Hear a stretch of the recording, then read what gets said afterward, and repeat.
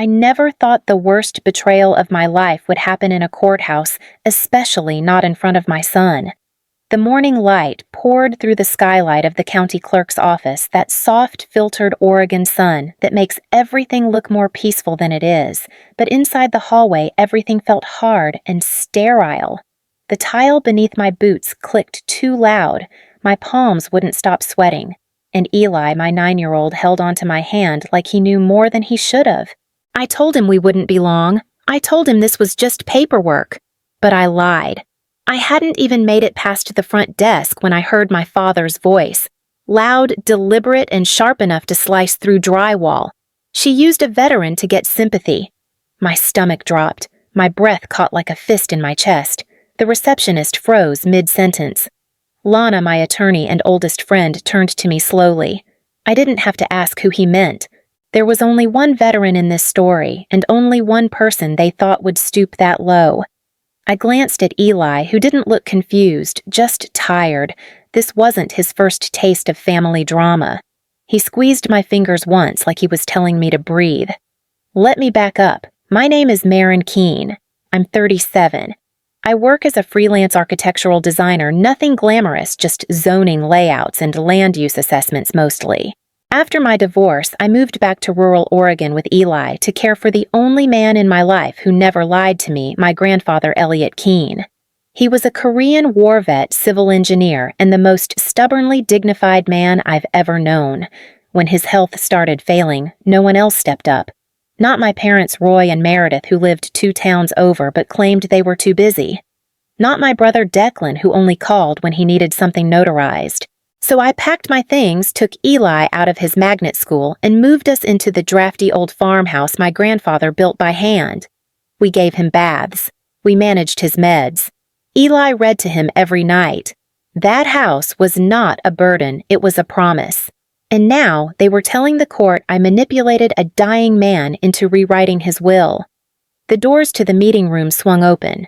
I stepped inside, Lana by my side. My parents and Declan were seated already, surrounded by suits. Declan gave me that smirk he wears when he's pretending to be in control. My mother wouldn't look at me. My father stared like he was watching an intruder break in through the window. "You're not part of this, Marine," he said without greeting. "Please don't make this more difficult than it already is." I took the empty chair across from him. "I'm his granddaughter," I said. "This is exactly where I'm supposed to be." The document in question, their attorney interrupted, tapping a manila folder, was produced after Mr. Keene's health declined. "We believe it was created under pressure. Our clients will be submitting evidence to that effect, and we'll be submitting our own," Lana said calmly, setting down a flash drive and a printed transcript. The judge raised her eyebrows. "Let's proceed in order." As they opened with their case photos of Elliot-looking frail statements from a neighbor who hadn't even stepped inside the house in years, I watched my mother finally glance up. She didn't look angry. She looked embarrassed. As if it was my presence, not their lies, that had soiled the room. Lana leaned toward me and whispered, "You okay?" I nodded once, but inside I was breaking into pieces so small I couldn't count them, because I wasn't just here to defend a will. I was here to defend the last 4 years of my life. The nights I sat beside Elliot's bed while he told stories about building bridges in Seoul. The mornings Eli brought him coffee and saluted him like a little soldier. I was here to defend my son's only real father figure, the man they all abandoned, and I knew something they didn't. Elliot had left me more than just a document. He left me a digital folder labeled Maren Only. In it, there was a video recorded just 4 months before his death where he looked into the camera and said, "If they try to fight this, don't argue. Just show them the truth." I wasn't going to argue. I was going to show them the truth. And I knew when I did, everything would fall apart. The house didn't creak when it settled, it exhaled. Long, weary sighs through the floorboards in winter, low groans through the rafters when rain rolled off the roof. I used to think it was haunted as a kid, but now, having lived inside it again as an adult, I know better. The house wasn't haunted. It was alive. Grandpa Elliot built it himself in the early 1960s out past the edge of our small Oregon town, where pine met gravel and the streetlights gave up trying. He was meticulous and engineer through and through. Every joint, every angle, every nail sunk into the frame had a reason.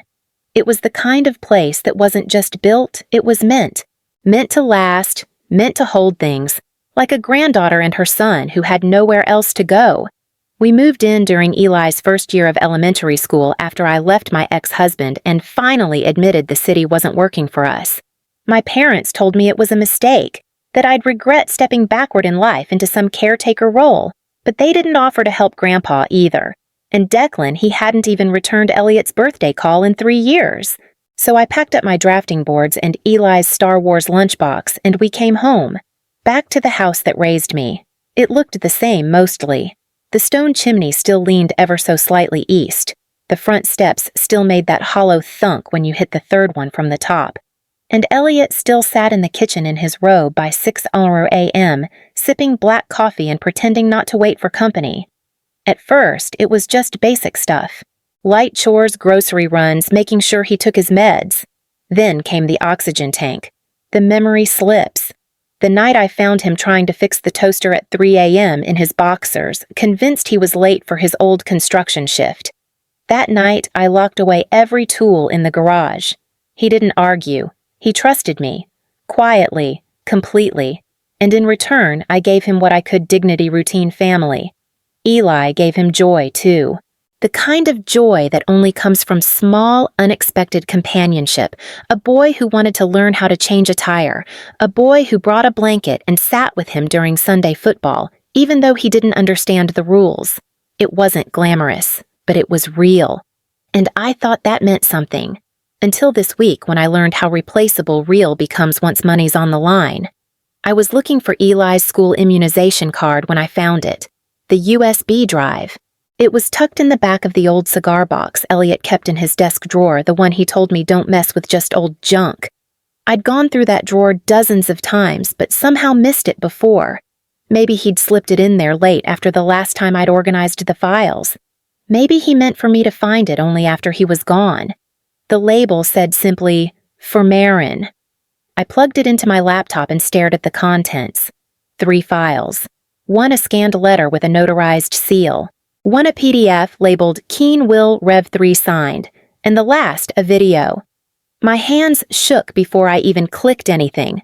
The letter was straightforward, dated 11 months before Elliot passed.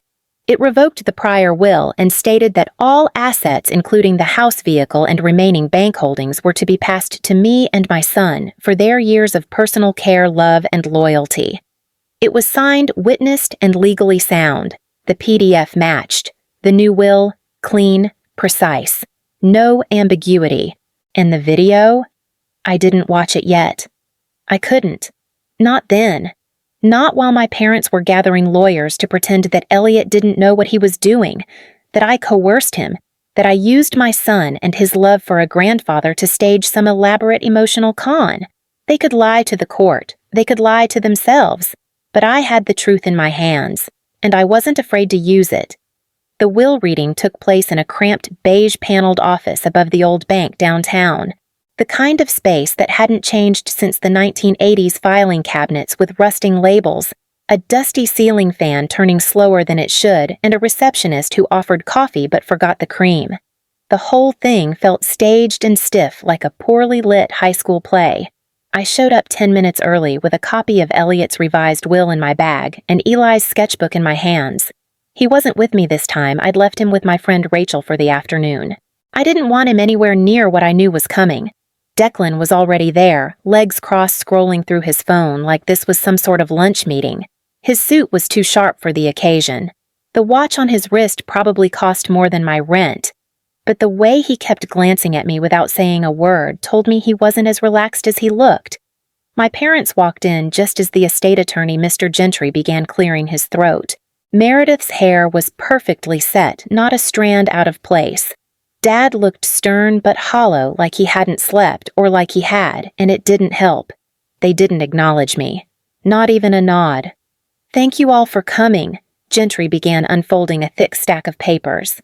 "We're here to read the last will and testament of Mr. Elliot Keene, dated July 14th, 2017. My stomach dropped. 2017.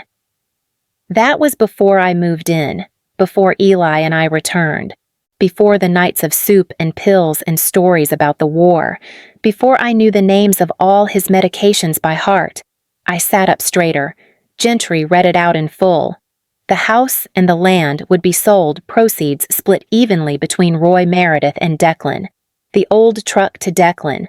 A college savings bond already long expired to any future great-grandchildren. It was formal, detached, sterile. It sounded like a man planning a transition, not leaving a legacy. When he finished, Declan stretched his arms like he'd just finished yoga. My mother gave a small smile. My father folded his hands like a man satisfied with a job well done. And I spoke. I have a newer copy, I said, calm but clear. Signed, notarized, and dated 10 months before Elliot passed. It revokes the 2017 version. Mr. Gentry blinked. I wasn't made aware of any subsequent document.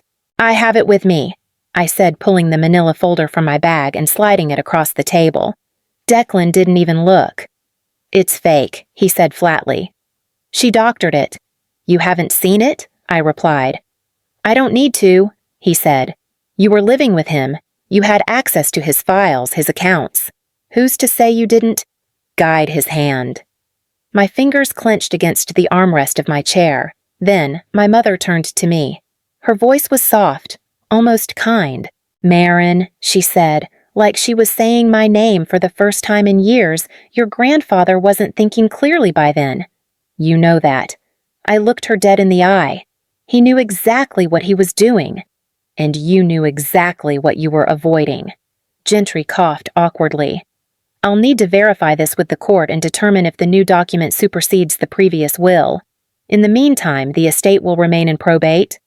Declan laughed under his breath. Good luck with that. That's when I knew I was walking into something bigger than I thought. They weren't just upset. They were prepared. They knew this version existed, and they'd made damn sure it wasn't part of today's reading, which meant this wasn't going to be about grief or fairness. It was going to be about strategy. When I stepped out onto the sidewalk, I didn't go home. I sat in my car, pulled out my phone, and scrolled down to a number I hadn't called in years. Lana Chu.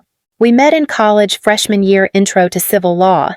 She was sarcastic, brilliant, wore blazers to lectures before anyone else did. We drifted after graduation, different cities, different lives. Last I'd heard, she was practicing probate and elder law in Portland. I hit dial. She picked up on the second ring. Chu. Hey. It's Marin Keene. A pause. Keene from Reed Hall. I smiled. The one and only. Wow. It's been, 15 years at least. Listen, I need help. It's family. Another pause. But this one was shorter. Talk to me, she said. And just like that, I stopped feeling alone. Lana didn't say much that night. She took the files, promised to look through everything, and told me to get some rest. I've seen enough bad faith probates to know when someone's moving pieces before the game even starts, she'd said over a lukewarm bowl of pho. But it wasn't until 2 days later that her voice really changed. She called just after 7 p.m. I was finishing dishes. Eli curled up with his math homework in the living room. The phone buzzed on the counter, and when I saw Lana's name, I wiped my hands on a towel and answered on speaker. Tell me you're sitting down, she said without a greeting. I laughed, nervous. Now I am. I pulled title records on the house. I wasn't expecting much, just the standard stuff tied to Elliot's estate. But something's off. Really off. I glanced toward the living room, lowered my voice. Define off. She exhaled through her nose, that sharp lawyer breath she always did when switching gears. The deed to this house. Elliot's house, the one you've been living in, is no longer in his name. Hasn't been for a month. I froze. That can't be right. I triple-checked. 4 weeks before he passed, the deed was transferred to a holding company called Halberd Investments, LLC. No public sale, no listing, just a straight quitclaim transfer. And guess who Halberd's listed manager is? My mouth went dry. Meredith Keene, Lana said. Your mother. I leaned against the counter to keep from dropping. That's not possible. He was here. He never said anything about that. He didn't even have the strength to walk down the stairs by then, I figured. So I went further, got a copy of the transfer document, and Marin, the signature on it Elliot's. Let me guess, I said quietly. It doesn't match. It doesn't just not match, she replied. It's dated during a week when your grandfather was in the ER. I pulled his hospital records. It was the same time he was admitted for a fall and put on morphine. I put my hand to my chest. I remembered that week too vividly. He couldn't hold a pen, let alone sign a full legal document. There's more, Lana added. The notary listed on the form she's real, but she filed a complaint 2 months ago. Someone used her seal on a document she never saw. I pulled the case. Same signature style, same LLC. My knees buckled and I sank onto the kitchen stool, the ceramic tiles suddenly cold through my socks. They stole the house, I said. They moved it before they even let him die, Lana replied, voice low, and they were hoping no one would ever look close enough to notice.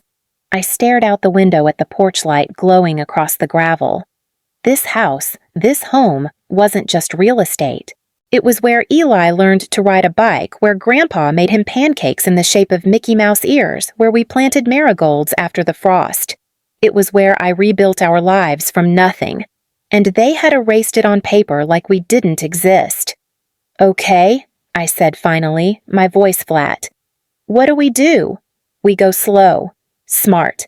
I'm filing a motion to pause all probate proceedings until we can challenge the deed transfer. I'll submit a forensic handwriting analysis along with the medical timeline and the notary discrepancy. But they're going to fight it hard. Of course they are, I muttered. They're scared.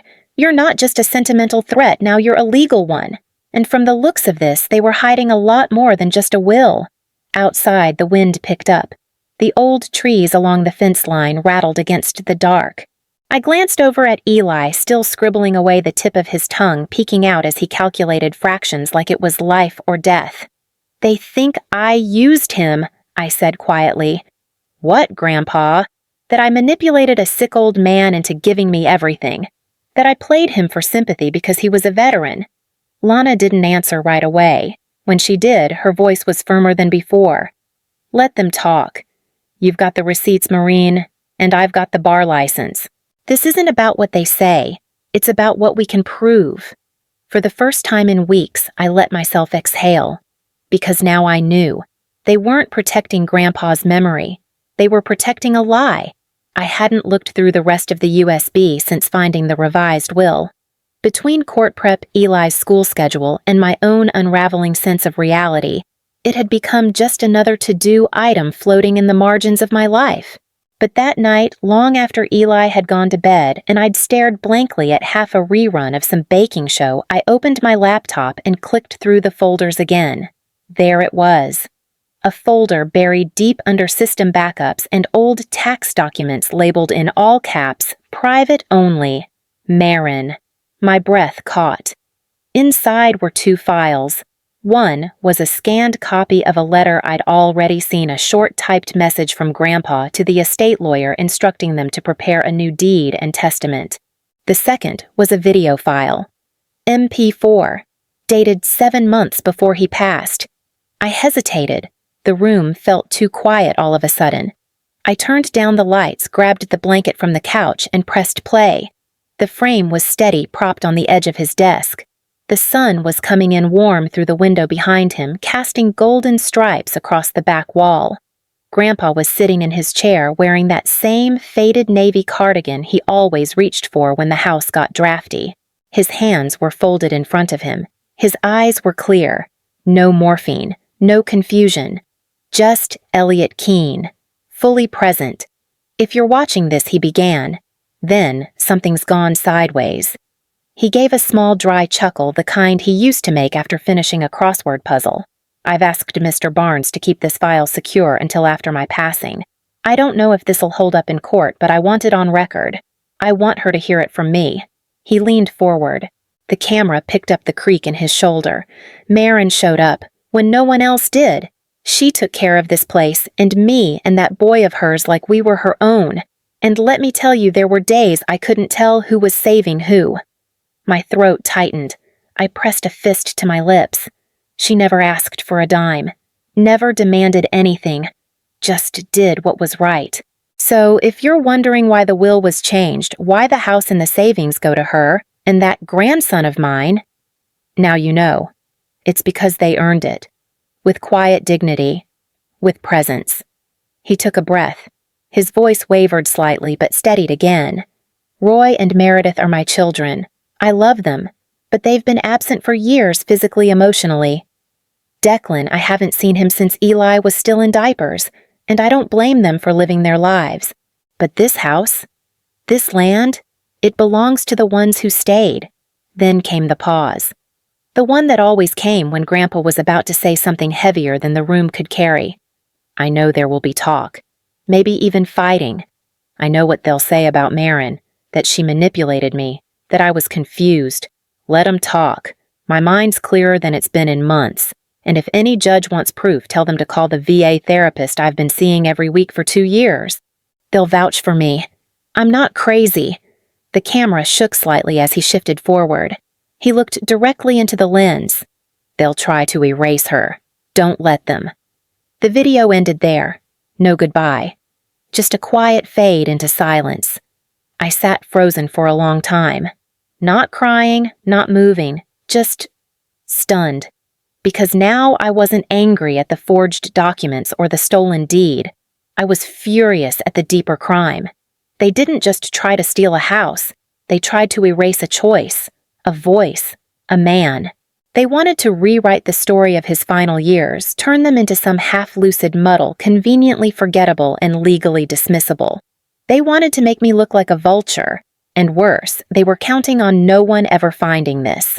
I saved the file in 3 separate backups, one in the cloud, one on my laptop, one on an external drive I hadn't touched since Eli was born. Then I sat in the dark for another hour, staring at the place where his voice had just been, letting the weight of his words settle into something steel-like in my bones. They were going to fight dirty, but now I had Grandpa's voice on my side, and no one was erasing him again.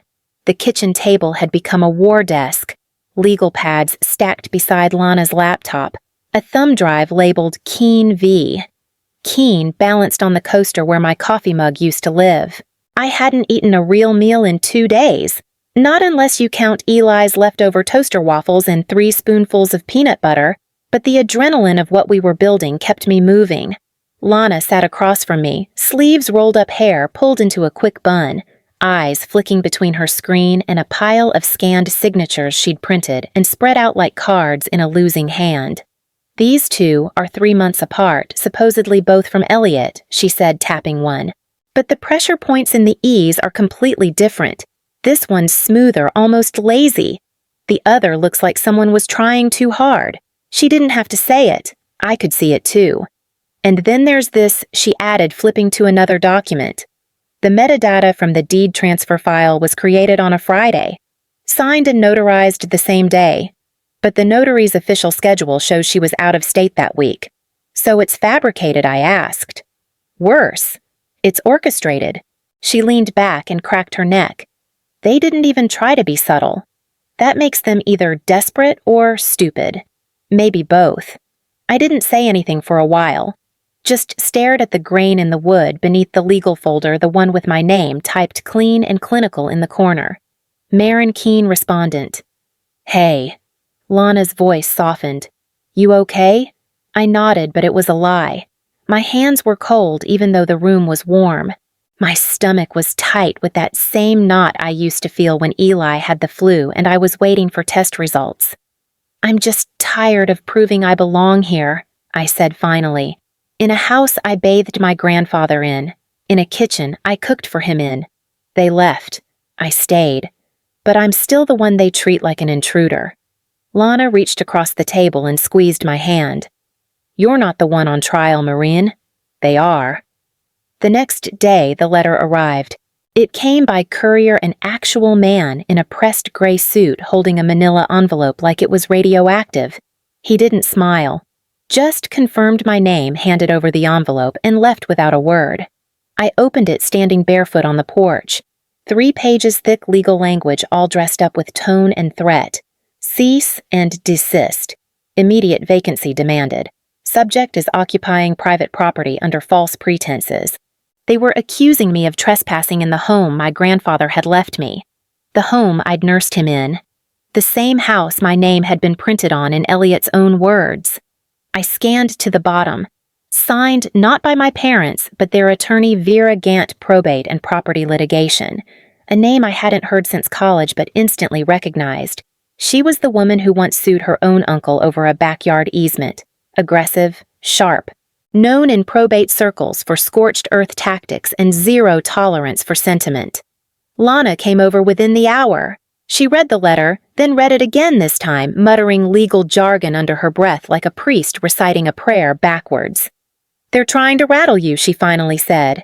"Make you second-guess your footing, but they have no legal ground. The title's in dispute, the will is contested, and your residency is protected under the revised documentation and the pending motion we filed.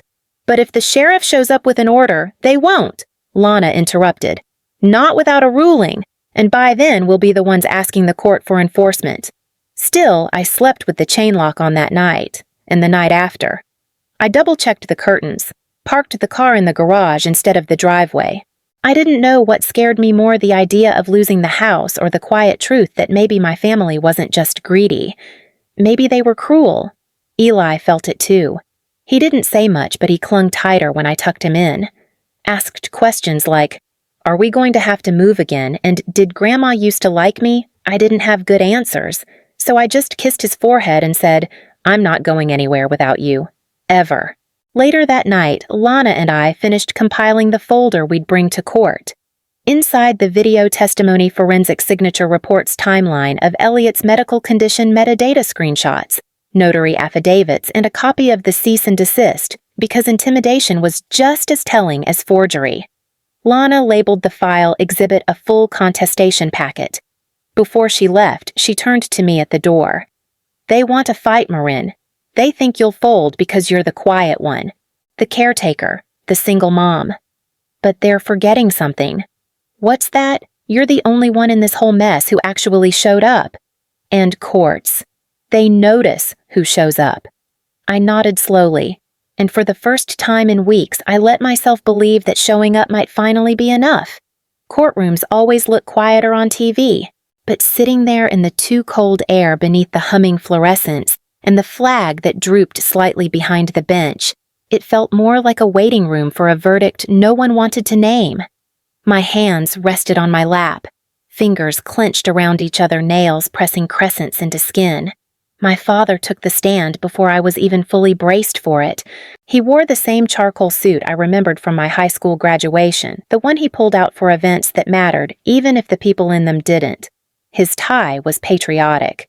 Red and blue stripes just wide enough to look intentional. He adjusted the mic, once cleared his throat, and leaned forward like he'd practiced. "Your Honor," he began. My daughter took advantage of a sick elderly man, her own grandfather. The courtroom shifted. Not a gasp, not yet, but the kind of murmuring silence that tightens like a vice. She moved in under the pretense of caregiving. He continued, eyes never once meeting mine, but what she did was isolate him. She kept him away from the rest of the family. She controlled who saw him, what he heard. And then she made sure he changed his will. The judge, a wiry woman with tired eyes and a legal pad half filled, already raised a hand. "Mr. Keene, please keep statements factual." He nodded. Fact, none of us saw the new will until after his death. Fact, Elliot Keene was a Korean War veteran with documented PTSD. Fact, Maureen told everyone she was honoring his legacy, parading him around the neighborhood veterans' brunches like a mascot, using his story to boost her image in the community. My jaw tightened. I could feel Lana's hand grip my arm under the table, subtle but firm. Then came my mother's turn. Meredith Keene always had a theater voice, the kind that carried without raising volume, polished from decades of charity luncheons and parent board speeches. She stood hair perfectly smoothed, a pearl brooch at her collar. "Your Honor, with all respect." Marin has always been emotionally persuasive. She uses soft language, sentimentality. That's her gift. But that doesn't mean she had Elliot's best interests at heart. She turned and for the first time locked eyes with me. She weaponized his veteran status, made him feel obligated, guilty, convinced him she was the only one who cared. The judge scribbled something on her notepad. My chest burned. I could have spoken. I could have stood up and shouted that they hadn't called, hadn't visited, hadn't brought soup or blankets or time.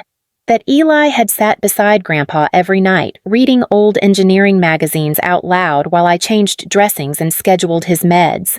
But anything I said now would sound like noise. And they knew it. The damage wasn't in the accusation, it was in the doubt they planted. Then the judge looked up.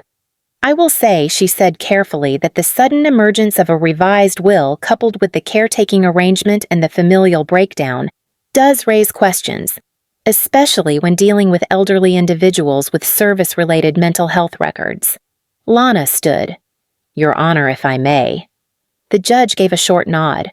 I have a sealed evidentiary folder, Lana said, calm but firm, containing time-stamped metadata, independent forensic analysis of Mr. Keene's digital assets, medical clearance statements from the VA clinic, and a direct video statement from Mr. Keene himself, made prior to the revised will while in clear mental standing. She turned and took a single step forward. Then slowly, deliberately, she placed the sealed folder on the judge's bench. The room froze. This, Lana said, is from Elliot Keene, and it speaks for itself. The judge didn't open it.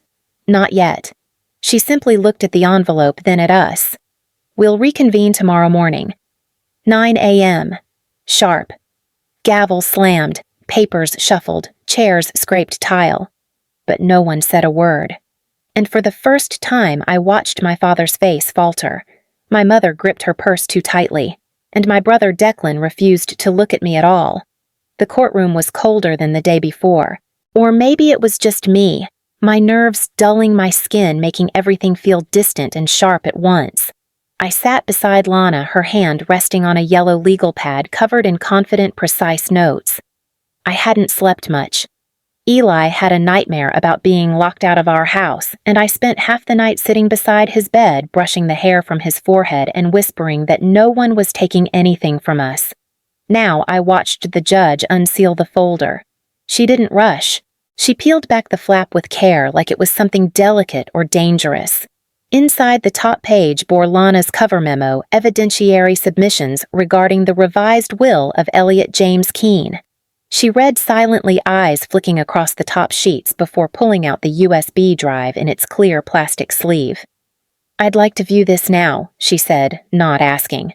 She gave a short nod to the clerk who took the drive and moved to the side computer, connecting it with the kind of nervous precision reserved for things that could change the outcome of everything. The screen flickered, then cleared, and there he was. Elliot Keene, my grandfather, wearing his navy VFW polo and sitting in the sunroom light, dappling across his folded hands. He looked tired but alert, sharp, no slur to his voice. No confusion in his tone.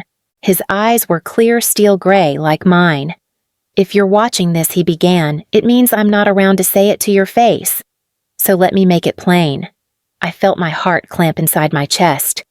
This house, this money, what's left of it, it goes to Maureen. And Eli. Because they showed up. They stayed. They never asked for anything. They just gave. No one moved. No one breathed. I'm not being coerced. I'm not confused. And if Meredith or Declan or anyone else tries to argue I wasn't in my right mind, let this be proof. I may be old, but I know what loyalty looks like. I heard someone in the gallery sniff quietly.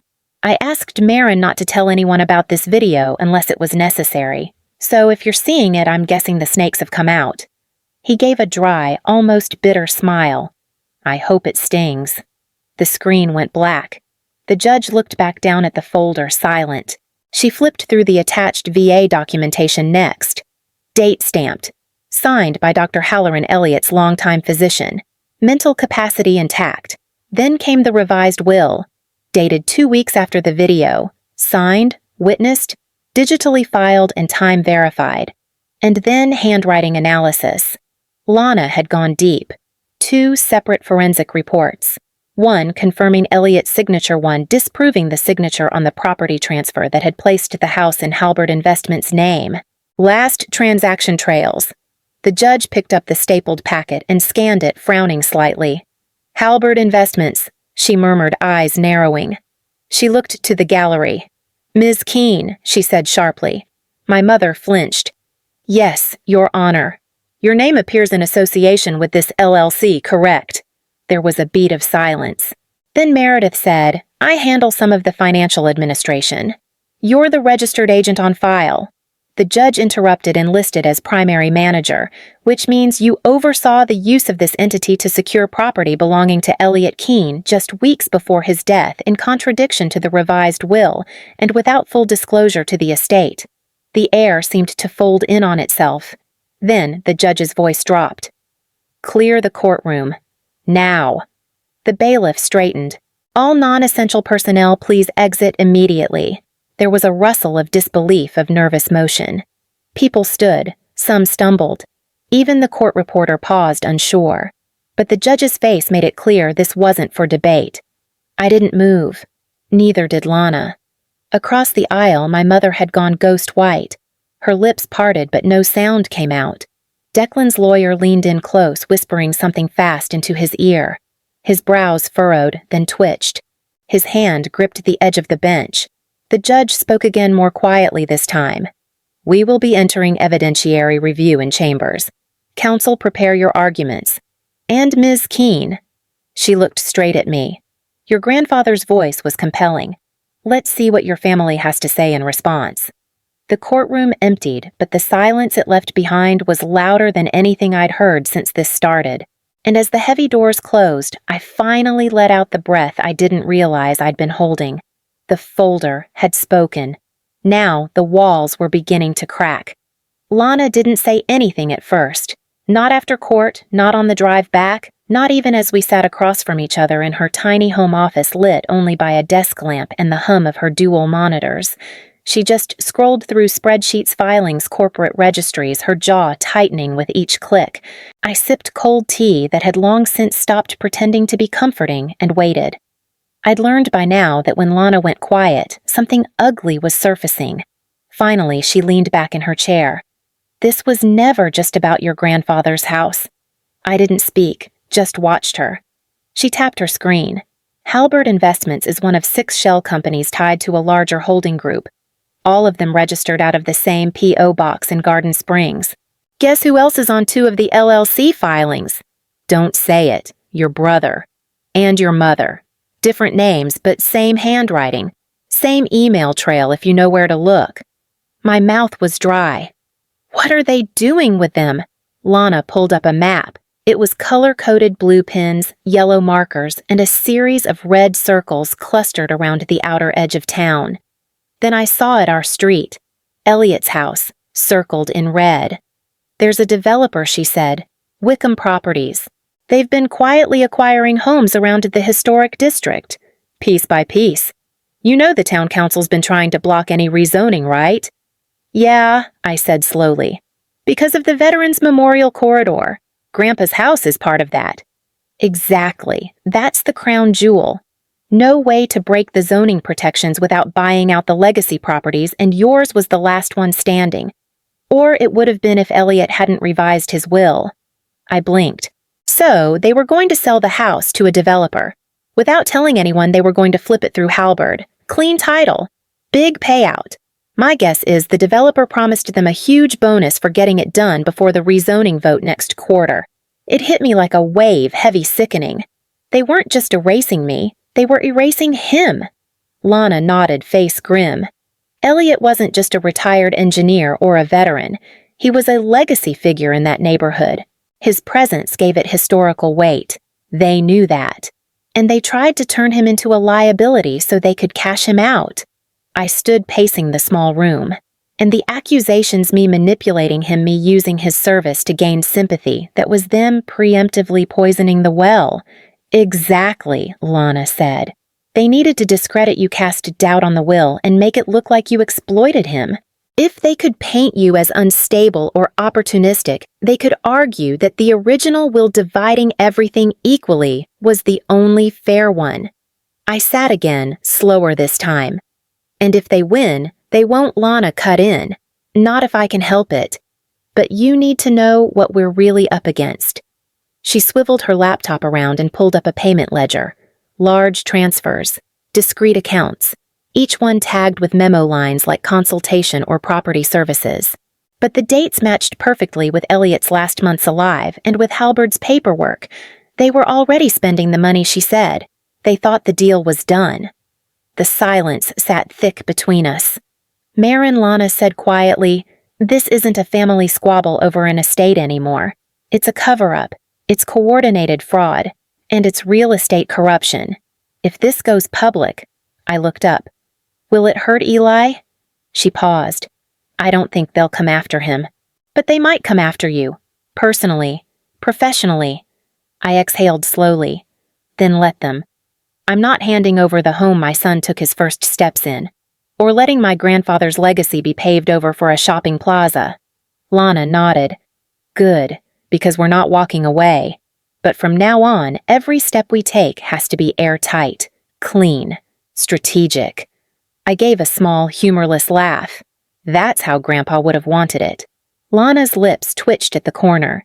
Engineer's granddaughter. Single mom with no patience for snakes, I corrected.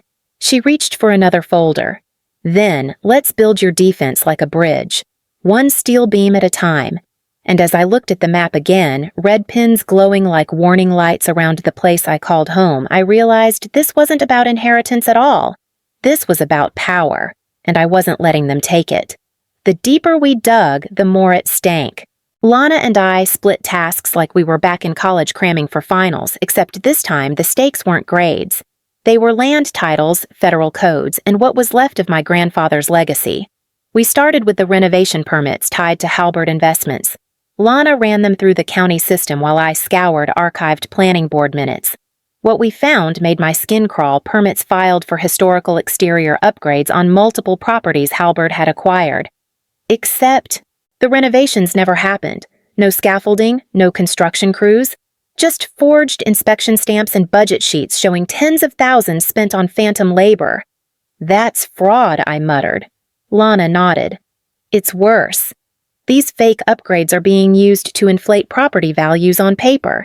It makes it look like Halberd's properties are thriving assets, not placeholders for a developer's buyout, which helps them justify the inflated sales price once they flip it to Wickham," I said. She leaned in. "Guess who signed off on the independent appraisals?" I didn't have to guess. "Declan." Declan's firm, she confirmed. 3 separate shell appraisal companies all linked to the same IP address as his brokerage. I leaned back in the creaky chair, the truth unraveling faster than I could absorb. They planned everything. They didn't just take Grandpa's house, they built a whole web to profit off it. And they almost got away with it, Lana said. "If you hadn't found that USB, the revised will would have never surfaced." I rubbed my temple. "It's not just business. It's family. It's..." I couldn't find the word. "It's betrayal dressed as paperwork." She hesitated, then clicked open a new document. "There's more." My stomach dropped. A whistleblower, Lana said. "Someone inside the city council leaked this last night." It was a scanned email, short curt. The subject line read, "Audit pending. Tell M to clean her tracks." The sender's name was redacted, but the body of the message was clear enough. Meredith had been warned. A quiet audit of Halberd was on the horizon, and instead of cooperating, she'd used the heads-up to bury the evidence. She knew the heat was coming, Lana said, and instead of stopping, she accelerated. I stared at the screen. How long has this been going on? Halberd was formed 2 years ago. But the land grabs started just after Elliot's last hospitalization. That timing pierced deeper than anything else. While I was helping Grandpa out of bed, filing his insurance paperwork, trying to get Eli to sleep through the night, my own mother was prepping to erase everything he built. We sat in silence, the weight of it all thick in the room. A knock came at the door. Not a knock exactly, more like a single tap, followed by silence. Lana tensed. I stood slowly. No one was there when I opened it. Just a manila envelope on the welcome mat. No postage. No return address. Just my name in bold, blocky letters, Marin. I carried it inside like it might burn through my hands. Inside was a single sheet of paper notarized, dated 6 months prior. It was a sworn statement from Gerald L. Winscombe, a name I hadn't heard in years, Grandpa's old estate attorney. I read the lines aloud, heart-thudding. I, Gerald L. Winscombe Esky, confirmed that Elliot Green revised his will in June 20XX, designating full transfer of property and liquid assets to his granddaughter Marin Keene and her son Elijah Keene. I personally witnessed and signed the updated will. Approximately 1 month later, I was approached by Meredith Keene and Declan Keene, who informed me the updated will was fabricated. Under pressure and fearing professional harm, I destroyed my retained copy. I regret this deeply. There was a signature, a seal, a contact number. Lana let out a low whistle. That is the nail in the coffin. They knew it was real, I whispered. They knew, she echoed, and they made him destroy the copy. I swallowed hard. Then why now? Why send this to me? Lana took the page from my hands, eyes narrowing. Because someone's finally scared, and scared people don't lie quietly. I stared at the door, my mind racing. My mother, my brother, the city council, the fake permits, the appraisals, the real estate trails they all led here. But this envelope, it meant one thing more dangerous than anything else. There was someone inside their circle willing to turn, and that meant the house wasn't just mine to defend anymore. It was evidence. When people talk about war, they think about soldiers and sand and guns. My grandfather used to say the real ones, the wars that leave you bleeding the longest, don't always start with uniforms. Sometimes they start with paperwork, with people you love rewriting truth like it's a line item, and sometimes they start right inside your home. I stood in the doorway of the kitchen watching the evening light slant across the floorboards Grandpa refinished with his own hands. There was a groove near the stove where I used to rock Eli in the sling while stirring lentil soup. A nick in the counter where Elliot once dropped a wrench trying to fix the broken cabinet hinge, muttering that engineering in a kitchen was the truest test of patience. That same counter had held school permission slips, overdue bills, and 100 quiet dinners. This wasn't just a house, it was proof. Of every year, I didn't give up. When I moved back in, I was 26, heart-bruised broke, and terrified. Eli was 2 and had a scream like a fire engine when his molars came in.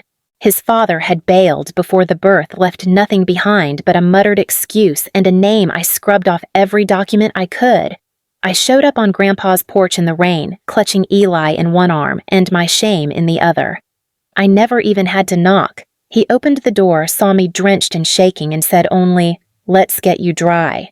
He didn't ask questions, just cleared out the guest room, stocked the pantry with apple juice boxes, and fixed the old swing set in the backyard. The second night, I found a handwritten schedule taped to the fridge nap times. Bath reminders, little notes like, "Let the boy make a mess. It's how he learns." Over time, Elliot and Eli became their own little team. I'd catch them in the garden, Eli squatting beside Grandpa in his oversized rubber boots, both of them digging holes for green beans with the same bent-back focus. One fall afternoon, I walked out to see Grandpa teaching him how to prune the azaleas, and Eli nodded solemnly like he was being briefed by NASA. "We trim gently," Elliot said, "because even tough plants don't like rough hands." He taught him patience, precision, the power of showing up daily, even when no one clapped. Once, when Grandpa caught pneumonia, I sat up through the night listening to his coughing echo through the hallway. And then I heard a softer sound, bare feet on hardwood. I peeked into the bedroom and found Eli, 6 years old, kneeling on the chair beside his bed, spooning warm broth into Grandpa's mouth like it was sacred. He'd even laid a towel over his lap so the soup won't spill on the covers. That was the night I stopped feeling like a failure. Not because of what I did, but because of who Eli was becoming. Not in spite of our hard life, but because of it. Now that same house, the one where Eli learned kindness, where I learned resolve, was being passed around like a poker chip in a crooked game. My own mother sat in court and called it a transaction, called me manipulative, called Grandpa's love for us convenient. She didn't know what it meant to earn someone's trust, not through bloodlines, but through effort. Through dinner reheated at midnight, bills paid with tip money, and bedtimes told by old clocks with fading batteries. Lana called it property under dispute. They called it an asset, but I knew the truth. This house made me a mother. Not the diapers or the lullabies or the endless nights, but the quiet anchoring. The security of four walls that never once judged me for being alone. The man inside those walls who saw me, believed in me when no one else did, gave me more than shelter. He gave me a reason to keep standing. And now they were trying to rip it away with strategy and suits and whispers behind closed doors. But this wasn't their war to win. I wasn't just fighting for a deed anymore. I was fighting for the life I built brick by brick, spoon by spoon, day by day. And I wasn't walking away. It's strange how power shifts. 1 month ago, I was standing alone in a courtroom, clutching a folder like a shield, unsure if anyone would believe me. Now I sat in Lana's apartment, her dining table buried under a sea of color-coded folders, USB drives, notarized affidavits, and an open laptop displaying a spreadsheet I barely understood, but knew could change everything. Lana leaned back, finger-steepled eyes scanning a printout with surgical focus. "This," she said, tapping the corner, "is where it gets criminal." She turned the document toward me, a compiled trail of transactions pulled from Halbert Investments' hidden ledger, a handful of wire deposits, each one neat and round and just under the reporting threshold, had flowed into an account we traced to Meredith. The payments aligned perfectly with supposed improvement projects around town, none of which existed. And most damningly, one of those payments had cleared just days before Elliot passed. They sold the future, Lana said, before he even had a funeral. My stomach clenched, but I didn't flinch. I'd stopped flinching weeks ago. We added that ledger to the growing stack. Then came the email, an anonymous message that popped up in Lana's encrypted inbox at 2:07 a.m. She'd forwarded it to me the next morning, and we sat together, rereading it in silence. It came from someone using the alias Cedar Clerk.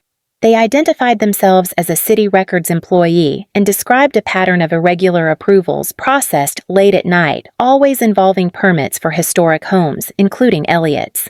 The permits bore digital signatures from a council member who, according to metadata, hadn't been in the system that night. Spoofed credentials. Someone was laundering legitimacy. The email ended with, "I've seen enough to know someone's hiding rot, but I'm not brave enough to go public." Maybe you are. We were. Lana organized the timeline, the last legal revision of Elliot's will, the chain of custody logs from the external hard drive where his video had been stored and backed up twice. Both time-stamped the forensic report from a digital security firm, verifying no tampering. "We need more than emotional weight," she said. "We need procedural clarity. We need this to scream credibility." I spent that week doing what I never thought I would, revisiting old memories, not for comfort, but for evidence. The meals we made, the meetings I'd driven Elliot to, the days I'd signed for his prescriptions, receipts, calendars, the old home camera system we thought had stopped working, but still had backup footage tucked into its cloud account. Lana's eyes lit up when she saw the dates on the login activity. "This proves continuity," she said. "That you were there, that he trusted you. That this wasn't some last-minute manipulation." By Friday evening, our final binder was ready.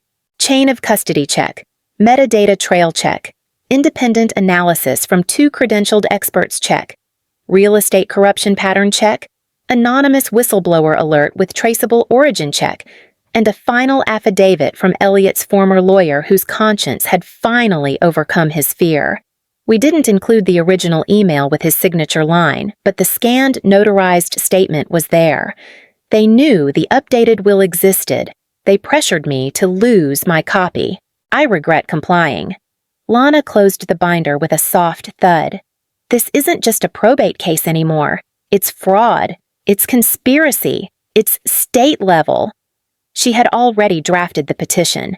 As the legal guardian named in the revised will and with Elliot's notarized video as corroboration, I had standing to request a formal fraud investigation. Lana was filing it Monday morning, but she looked me in the eye before she left and said, "You need to be ready. If the state picks this up, it won't just be about the house. Your mother could face indictment. Declan, too." I didn't respond right away. I walked to the kitchen, poured some orange juice into one of Elliot's old glasses, and stared out the window toward the garden. The azaleas had bloomed early this year, bright and unbothered. "They did this to themselves," I finally said. She nodded. "Then, let's help the system catch up." That night, after Eli went to bed, I sat at the table and watched the binder in front of me. It didn't look like a weapon, but I knew it was. A quiet war wrapped in vinyl and evidence tabs. Not a scream, not a fist, just the truth finally organized. And we were just getting started. The courthouse parking lot was fuller than I'd ever seen it. Rows of sedans, pickup trucks, a few familiar faces from the neighborhood milling near the steps, murmuring over coffee cups. Word had spread. Not just about the will, about the fraud, about the investigation. I didn't dress to impress, just a simple navy dress, hair tied back, Elliot's old pocket watch tucked in my bag like a talisman. Lana walked beside me, holding the binder like it was holy. Eli had begged to come, but I told him no. "This part's for grown-ups," I'd said, and for people who weren't afraid to speak the truth. The courtroom buzzed when we entered. I caught glimpses of city officials in the back row. 2 local reporters. A woman from the Historical Society who'd always baked Elliot pies in the spring. The judge glanced up briefly, then gestured for everyone to be seated. Meredith was already at the front, sitting stiffly beside her counsel, face like stone. She didn't look at me. Declan leaned back in his seat, trying to radiate calm, but his tie was crooked and his jaw clenched every few seconds like clockwork. Lana stood first, calm as ever. "Your Honor," she said, "we are submitting new evidence in accordance with the court's continued probate deliberations and under the advisory of the State Fraud Unit, who received our petition last week." She laid the binder on the evidence table. The judge raised an eyebrow and gestured for the clerk to bring it over. As the clerk approached the bench, Declan's lawyer stood. "Your Honor, I'd like to remind the court that much of this was submitted without proper advance notice." The judge raised a hand. "Let's see what we're dealing with before we argue process." Pages turned. Lana narrated each piece, calm, firm, unemotional. Chain of custody logs, metadata verification, third-party expert analyses, whistleblower correspondence, and finally the affidavit from Elliot's former attorney. Each document a brick, together a wall. Still, neither of them looked at me. When the judge paused, I stood. "I have one more thing, Your Honor." The judge nodded. I stepped forward, pulled out the USB drive, and plugged it into the provided laptop. Lana had queued it up already. The courtroom fell silent as the video began. Elliot sat on his porch, the early evening sun casting stripes across his weathered face. He looked directly at the camera. "If you're watching this," he said, "then someone's trying to pretend I didn't say what I said, that I didn't decide what I decided." His voice was clear. No hesitation, no confusion. Marin showed up when no one else did. Eli helped me plant tomatoes. They didn't ask for anything, they just stayed. This house is theirs. It was always supposed to be. Don't let anyone say different. Someone in the courtroom coughed. Someone else sniffed. The video ended. I waited a beat. Then I turned toward the judge, but not before facing my family. Meredith's eyes were down. Declan looked at me like I'd betrayed him. I suppose that's what truth feels like to people used to rewriting it. "You erased me," I said quietly, "because you thought it would be cleaner. Because admitting I mattered to Elliot, to the legacy, would mess with the image. You said I was manipulative, that I exploited him, but I didn't use a veteran to get sympathy. I honored one. I fed him, bathed him, buried him. My voice cracked, but I didn't stop. I'm not here for revenge. I'm here for the truth. And the truth is, he chose me. Not because I'm loud, not because I'm perfect, but because I showed up when no one else did. And that should have been enough for all of us." The judge leaned forward. "This court recognizes the updated will as valid," he said. We are suspending prior distributions and transferring the estate into the named beneficiary's custody pending full fraud review by the appropriate authorities." The gavel fell, once firm final.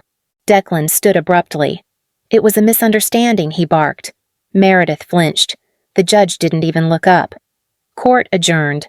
As people filed out, no one looked me in the eye except Lana. She squeezed my shoulder. "You did it." "No," I said. "He did." Outside, the spring breeze had returned. I took the pocket watch from my bag and clicked it open. Still ticking. Just like me. The envelope arrived on a Wednesday. Gold seal. Heavy paper. The kind that makes you sit down before opening it like your hands already know it's something that might change the air in the room. I read the verdict twice. Once, quickly eyes scanning for the words I needed valid. Transfer of title. Investigation pending. Then again, slower letting the weight of it settle in my chest like gravel finally laid in place. Lana called that afternoon. "It's over," she said. "At least the legal part." But it wasn't over. Not really. Because even when a courtroom tells the truth, some people keep rewriting it in their heads. 2 days later, I stood in the living room of the house I'd fought for Elliot's house. My house. Sunlight streamed through the lace curtains. The chair he used to sit in was still there, worn and waiting. The floorboards groaned in familiar protest as I stepped through the hall, hand grazing the edge of the banister Eli had helped him sand down one summer. But the place didn't feel like home anymore, not after what it had cost to claim it. There were no boxes, no suitcases. Just me, one photo of Elliot and Eli at the garden bed, and the deed Lana had overnighted, notarized, and sealed. I left it on the kitchen counter. "Are you sure?" Lana asked when I called her that evening. "You fought for this." "I did," I said. "But I wasn't fighting to live here. I was fighting to make sure they couldn't erase him, and they wouldn't. Not now." The state opened an official fraud inquiry 2 weeks later.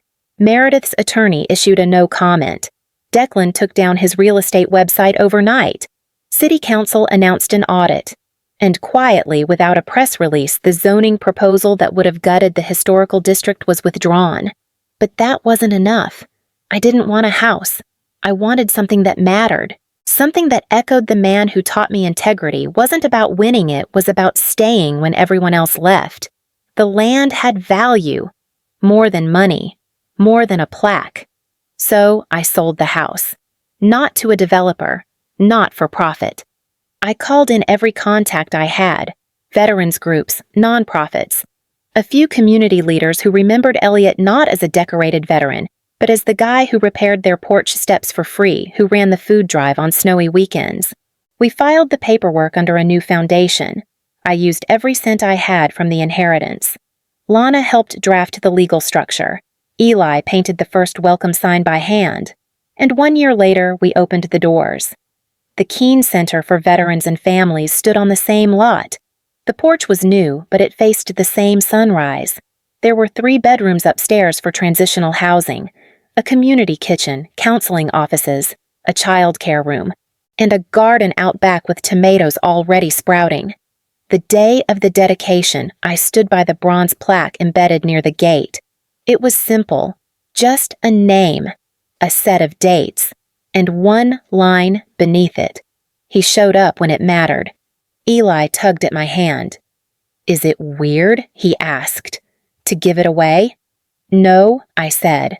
"It's the first thing that's felt right in a long time." Volunteers passed by carrying folding chairs. A local reporter snapped photos. An elderly couple walked through the garden path, the woman whispering, "My brother served in Korea too." But I stayed still. Just long enough to let the moment register, not for the cameras, not for the press release. Just for me. Behind me, the house had changed, the air had shifted. But Elliot hadn't gone anywhere. Not really. His memory wasn't sealed in wood or brick. It was stitched into the way the doors stayed open, the way the welcome mat was worn, the way every corner of that space told someone they were wanted. Someone had once said I used a veteran to gain sympathy. But as I stood there, Eli slipping his hand into mine, the sun warming our faces, I finally had the answer. They said I used a veteran, but all I ever did was honor him